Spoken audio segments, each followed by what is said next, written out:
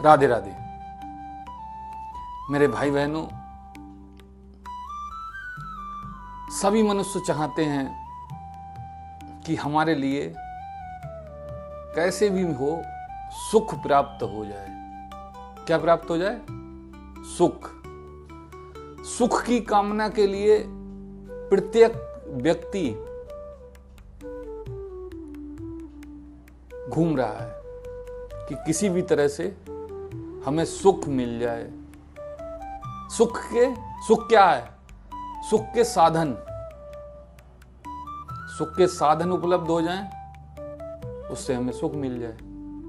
हर व्यक्ति यही कामना करता है कि कैसे भी हम सुखी हो जाएं। अब सुखी कैसे होंगे? सुखी होने का राज क्या है?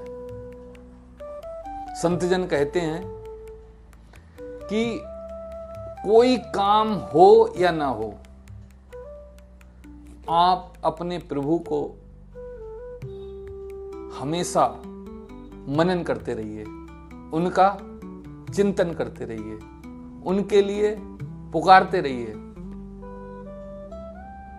दुनिया के सुखों में कुछ भी नहीं रखा है मेरे भाई बहनों।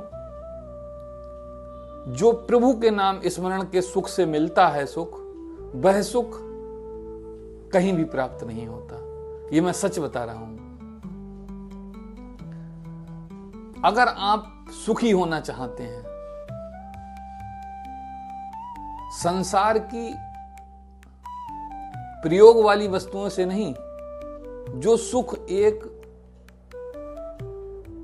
आत्मा को होता है, वह सुख हमारे लिए किन चीजों से होता है, उन चीजों पर आपको ध्यान देना पड़ेगा। तो हम आपको बता रहे हैं, जो चाहे वही मिल जाए। लोग सोचते हैं यही स्वर्ग है। नहीं, ये स्वर्ग नहीं है, परंतु सत्य कुछ और ही है। जिस सुख में चलना नहीं, जिस सुख में अपने नहीं, जिस सुख में प्रेम नहीं और जिस सुख में प्रभु का स्मरण नहीं, वह सुख धीरे धीरे नरक बन जाता है मेरे भाई बहनों। क्या बन जाता है? वह स्वर्ग, वह सुख धीरे धीरे नरक बन जाता है।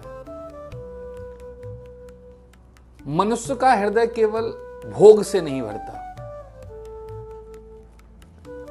मनुष्य का हृदय केवल भोग से नहीं भरता, उसे तो प्रेम चाहिए, अपमान चाहिए और सबसे बढ़कर अपने श्याम का स्मरण चाहिए। संत इसीलिए कहते हैं, सच्चा सुख भोग में नहीं, सच्चा सुख तो उस क्षण में है जब मन राधा श्याम के नाम में डूब जाए, फिर चाहे जीवन साधारण ही क्यों ना हो। भक्त का हर पल स्वर्ग से भी सुंदर हो जाता है।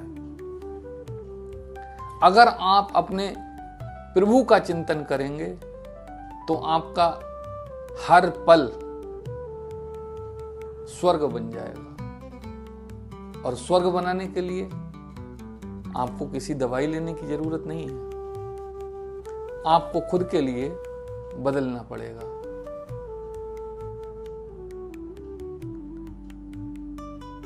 हम आपको सही बात बताते हैं कि भगवान का जो भजन है वही आपको सच्चा सुख प्रदान कर सकता है। इसलिए भगवान का चिंतन, मनन, पूजा पाठ हर प्राणी को मन लगाकर करना चाहिए। राधे राधे।